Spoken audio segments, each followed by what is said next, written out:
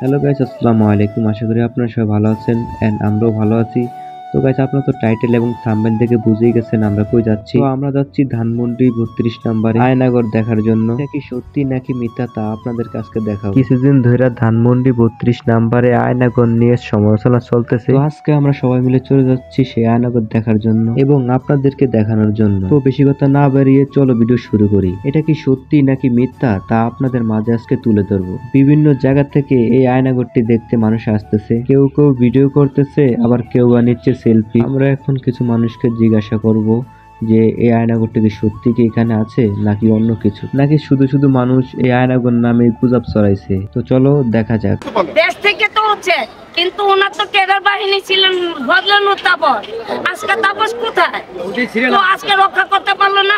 গরিব দুঃখীর বাড়ি যখন রক্ষা করতে উচ্ছেদ করতে পারছে, কিন্তু 32 নাম্বার বাড়ি, আজকে সেই 32 নাম্বার বাড়িতে আইসা আমি খুব আনন্দ পাইতাছি।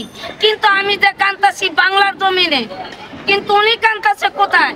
উনি কান্তাছে ভারতবর্ষ, কিন্তু এই বাংলার জমিনে না।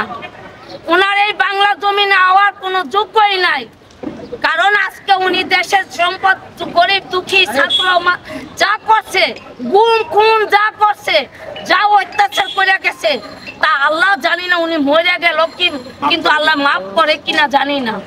ফেরাউন যেরকম এই দেশে মরে যাওয়ার পরে কফিন করে রাখছিল, আমি এই ছাত্র জনতা দেশবাসীর কাছে কই, শেখ হাসিনা মরে গেলে এরকম কফিন করে রাখ। কয়েকটা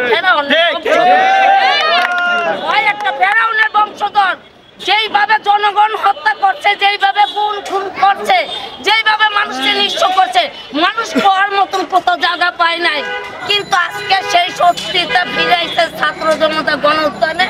আজকে মানুষ মন খুলে কথা বলতেছে। আপনাদের এখন অভিমত কি? আর যে আওয়ামী লীগ সরকার পতন হয়েছে এই বিষয়ে সবশেষ কি বলার আছে?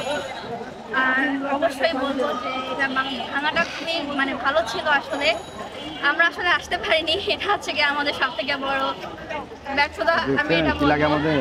কিন্তু যারা আমাদের ছাত্র জনতার বড় ভাইয়ারা বাবুরা আছে, তাদের প্রতি অনেক অনেক কৃতজ্ঞ যে এই কাজটা তারা করতে পেরেছে। কেন কেন কৃতজ্ঞ? আপনার কেমন লাগছে? কেন আপনাদের খুবই খুশি লাগছে। কেন? কারণ এই 15 বছর ধরে আমাদের মা বাবার যে ট্যাক্সের টাকা নিয়ে শেখ হাসিনা যে এত অত্যাচার করেছে, তো এই বিষয়ে আওয়ামী লীগ আর কোনোদিন এখানে আর আসতে পারবে না, এই দেশে আর আসতে পারবে না। ইনশাআল্লাহ ইনশাআল্লাহ। আপনারা কিভাবে প্রতিহত করবেন তাদের?